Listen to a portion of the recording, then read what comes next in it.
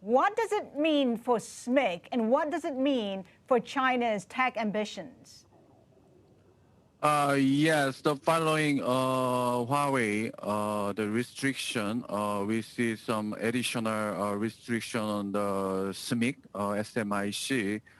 I think who can replace some the supply from originally from TSMC, but we see some the Korea semiconductor, the other semiconductor companies such as Samsung Electronics will benefit from this restriction because SMIC have some business with the Qualcomm as well as some smaller Chinese feminist makers.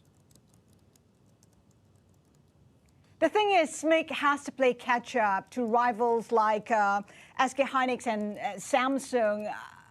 How much of a catch up does it need to make?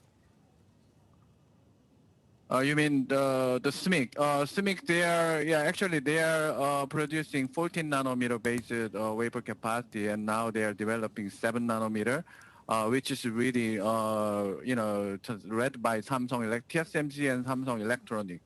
They are only supplying the leading edge technology based foundry wafers.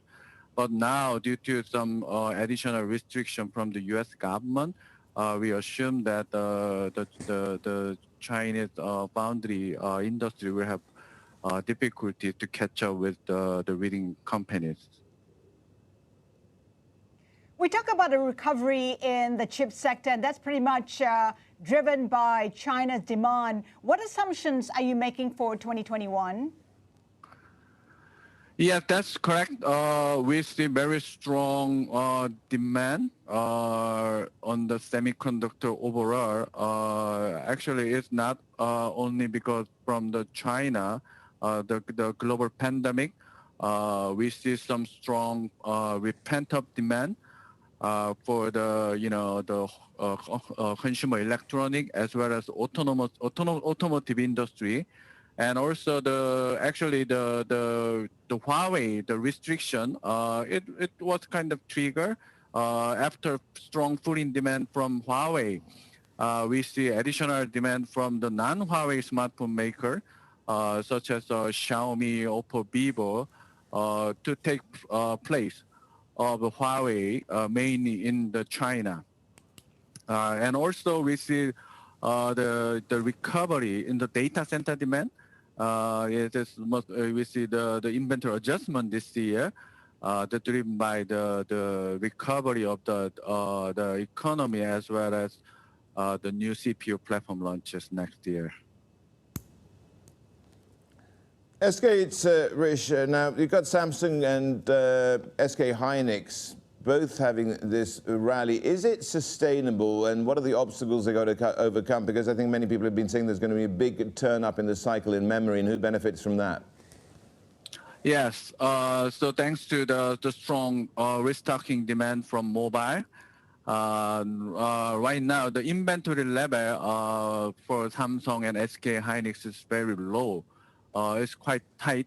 And the recent power outage issue in Micron fab in Taiwan, actually it will accelerate the price environment. So price rebound in Q1 next year. So we expect very strong, the rebound in memory cycle next year. Tell me, SK, we've got Microsoft going to be making their own chips for some of their processors and data centers here as well, which is a trend. Apple's doing the same sort of thing, Amazon too. How is it changing the business overall? Yes, so you know that along with the software, the ecosystem, the semiconductor is the key, the key area, technology for the IT company. So the trend of the in-house production of the AI chip and chip for data center, and for the PC following the data center. Yeah, that's this kind of the new trend. So I think this kind of trend will accelerate it over next 2 to 3 years. So this should be positive for the foundry suppliers such as Samsung and TSMC. Well, absolutely. And, you know, but the thing is, can they make chips which are going to be as good as those that other companies which specialize in the manufacturing of semiconductors can make?